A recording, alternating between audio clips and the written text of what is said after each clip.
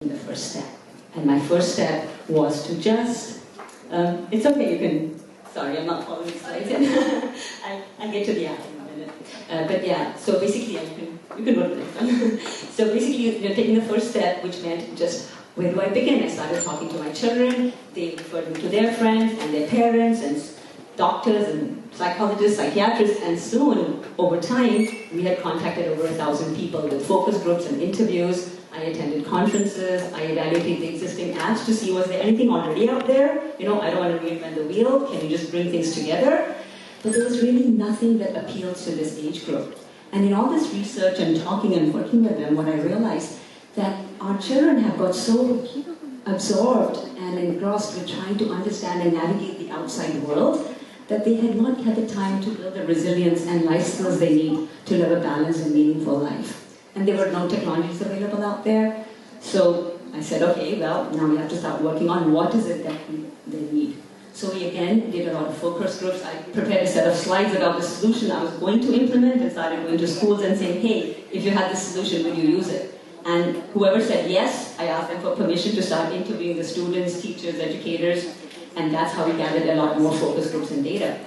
And it came out that the only and the best way to get this out was through schools, to students, because then there would be no stigma associated with it. There would be no, I have this, I don't have it. Socioeconomic status would not be a factor. So I'm happy to say that after, after 3.5 years, I'll fast forward it because it's been a fun and long journey, but I don't bore you with all the details. But yeah, so I think you can show the app now, yeah. So what we've done is we've created an app that's being sold through schools. In fact, only the first part is ready this September, but several schools have already signed up to use it. The full app will be available in January, and we're hoping to reach out to many more schools. And what we realized is there are two things that they really need to understand. One was just day-to-day issues that seem to accumulate, like dealing with exam stress, learning going before a game, or just fighting with parents, just normal things that happen, but once a few of them accumulate, then they break down. Then the second thing that most of us don't realize is we focus a lot on managing our time, but what we really need to focus on is managing our energy.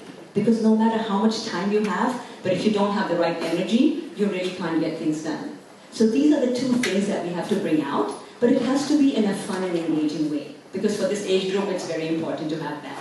So we have done, for the day-to-day situations, we have created very short, engaging, and actionable videos. Within a 5-minute video, you can learn a new skill, and then you learn to introspect. And through a self-introspection and self-learning, you can learn these skills. And for the mind, body, emotions, and connections, we have these fun activities that energize them in those places.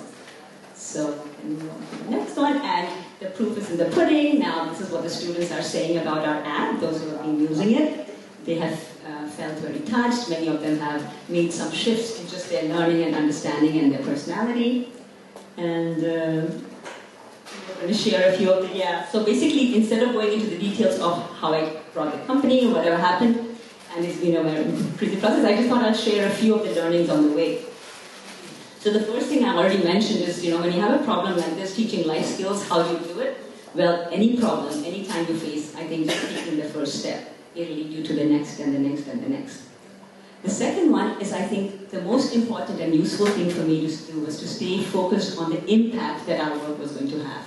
Because day to day, there's so many things that come in the way. So many people that say, no, you will not get this, you will not get that. But just staying focused on the impact will help you relieve some of the things and being flexible about the method. You can get little things stay little, like little differences between the people I'm working with or whatever's going on. You just sort of let them be little. Don't let them get in the way of your impact that you can make. And then the third one that I want to share is always make your journey worthwhile. So, use it. I've used this as, to help me bring out the best in myself and those that I work with, whoever I come in contact with. And of course, celebrate the small stuff and have fun along the way. And just to end that, I'm going to show you a few of the things the fun that I had along the way, which I wouldn't have had if I wasn't on this journey. So there I am. I was invited for 1 week of brain training at this place called 40 Years of Zen, where they hooked me up and tested all the hemispheres of my brain. It was an awesome experience. It's done by the same person, Dave Asprey, who does Bulletproof Diet. And so for the whole week, we went through this brain training. And I got to do yoga in very exotic places. And I got to go in the ice tub with Wim Hof. He has this breathing technique that he's climbed Kilimanjaro with only a t-shirt and his tennis shoes because he can regulate his body so that it can be in cold climates. I met Lisa Nichols, who is one of the very famous executive coach. I met Gilon Tupten, who was a monk who trained all the Hollywood stars for Doctor Strange in meditation. So, and many, many more that couldn't get included here. But I don't want to take up too much of the time.